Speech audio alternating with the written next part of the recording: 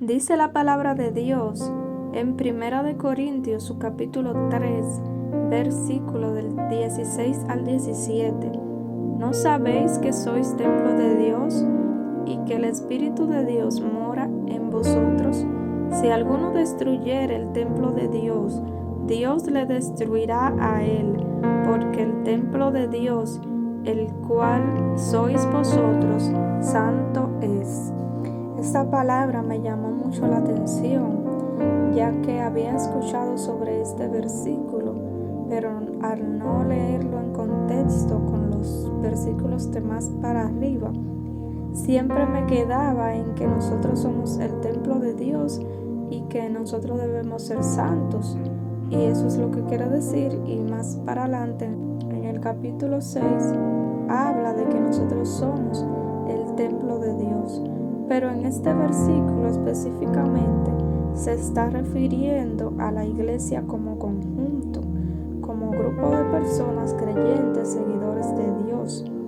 Entonces dice aquí que si nosotros o si ellos no sabían que ellos eran el templo de Dios y que el Espíritu Santo moraba en ellos, porque en los versículos anteriores, en los capítulos anteriores, Pablo había estado hablando acerca de las divisiones de la iglesia. Entonces, por eso él está diciendo que si ellos no sabían que ellos eran el templo de Dios, quiere decir que no podía haber ningún tipo de divisiones dentro de ellos, de contiendas, ni de celos, ni de nada, porque es el templo de Dios. Entonces esa es una enseñanza para nosotros, tanto individualmente, pero también como iglesia, como conjunto de personas que conformamos el cuerpo de Cristo y conformamos la iglesia, el templo de Dios.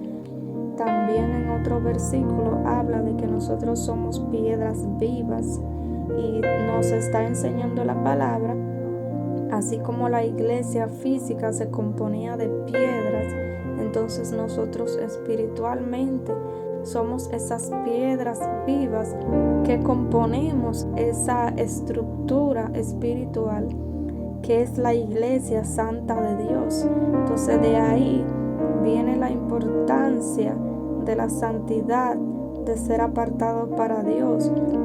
Dice que el Espíritu Santo mora en nosotros, como dice en el versículo 17, porque el templo de Dios, el cual sois vosotros, santo es.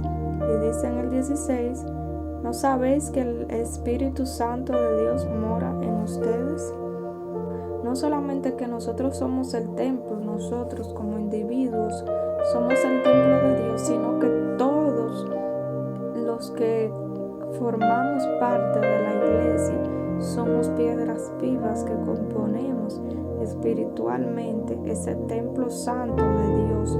¿Y por qué somos templo? Porque tenemos el Espíritu Santo morando en nosotros, y por eso debemos de guardarnos para Dios.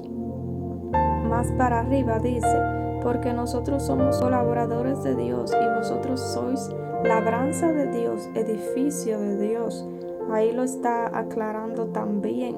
Está diciendo que nosotros todos componemos ese edificio, esa edificación santa de Dios. Y así como somos iglesia, como somos templo de Dios, como somos edificio de Dios, dice Pablo que él puso un fundamento que era Jesucristo y que mirara a cada uno cómo sobreedifica. Él puso la base y cada uno de nosotros debemos de saber cómo sobreedificamos, cómo seguimos construyendo con nuestra propia vida ese edificio. Y dice que el fundamento es Jesucristo. El fundamento de nosotros tiene que ser siempre edificado sobre la roca que es Jesucristo. Desviarnos hacia filosofías y pensamientos humanos, que nuestra fe debe de estar fundada en Jesucristo. Pero si el fundamento no es Jesucristo, sino que está fundado sobre otras cosas, entonces esa obra no va a permanecer. Dice en 2 de Corintios 6:16, ¿o qué acuerdo tiene el templo de Dios con los ídolos? Porque nosotros somos el templo de Dios vivo. Como Dios dijo, habitaré en ellos y andaré entre ellos. Aquí sigue diciendo que nosotros todos componemos el templo de Dios vivo. En el Antiguo Testamento, el pueblo de Israel llevaba a sus ídolos y pecaba contra Dios. Así nosotros debemos de quitar cualquier ídolo, cualquier cosa que nos aparte de Dios de medio de nosotros. Dice en Efesios su capítulo 2, verso 21, en quien todo el edificio bien ajustado va creciendo para ser un templo santo en el Señor.